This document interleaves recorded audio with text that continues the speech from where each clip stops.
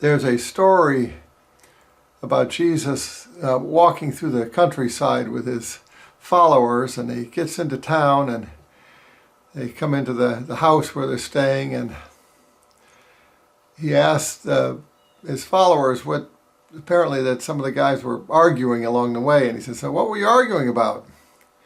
And they're too kind of shy and realizing that there wasn't a great thing to be arguing about, because they were arguing about who was the greatest, and I suppose arguing about who's the greatest while you're in the presence of Jesus is probably a weird thing to be doing, but we do these kind of things. And so they didn't answer, but then Jesus takes up a little child in his arms and says, the greatest amongst you is the one who serves, unless you come like this little child. And the one who is, kind of flips the whole thing around, that the greatest is oftentimes the least, and the one who's serving is the one who is the greater person than the one who is being served. We almost instinctively, end up who's faster than somebody else, who's stronger than somebody else, who's prettier than somebody else, who has more money than somebody else, and back and forth. We're always comparing ourselves to each other, who got what position, or who's more famous, or whatever the thing may be.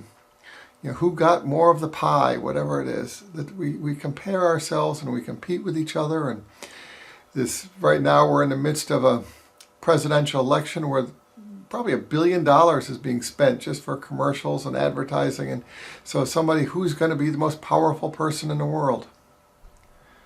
Well, Jesus really came to flip us all around and to help us to see differently. That when we actually see in our eyes, the image that we see in the back of our eyes is really upside down. Everything's been flipped, but our mind flips it so that what we see as being right side up. And I think what Jesus is kind of pointing out to the people is that it's not the big events, it's not who's the fastest, strongest, prettiest, most powerful, whatever it might be. People who've done great, amazing deeds. What's remembered and is the small moments, and people who've had these, their life pass before them. It's usually, small little moments that are remembered. I remember one time I was driving into Boston, unfortunately, and as Boston drivers are, they can be very decisive in what they want to do. And this one man kind of was cutting right in front, and he had a very fancy car, and it was obviously more important. And for a moment, we both were beside each other, and we kind of looked and had eye-to-eye contact. And my thought at the time was, this is what's remembered at the end of our life. Little moments like this. And I've always kind of thought of that. It's the little the moments of passing glances that we might have with somebody, that how we sitting by the side of the sea or someplace, and just the smell, the sights, the sounds. It's the little moments. Likewise with our relationships, people I love. It's oftentimes what really melts my heart and is a little thing they do. How they smile, how they react when they get frustrated. Whatever it might be, there's oftentimes little gestures that are so profound and what I hold on to. Spiritually, in our life, the sacred moments are very, oftentimes very unnoticed. We have to take our time to not be distracted by all the hoopla around us, but to be still and notice the people who are beside us, the people who might happen to be with us for a moment, the simple quiet moment we have that might in fact be the one moment we remember when all is said and done.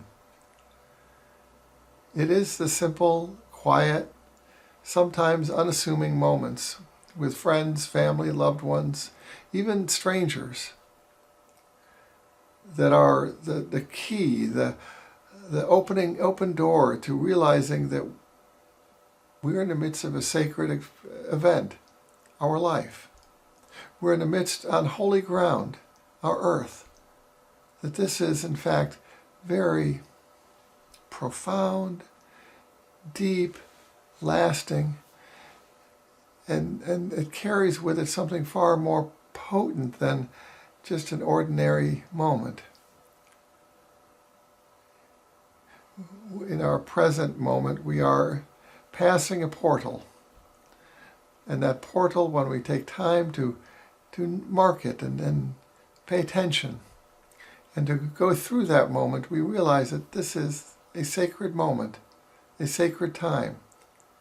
May your day somehow present those moments to you, and may you have the courage and grace to name it, to see it, to move into that which is sacred, to be present with the very presence of God, reaching forth a blessing, a love, mercy, forgiveness. We have been blessed so many times, and we will continue to be blessed. But right now we are being blessed.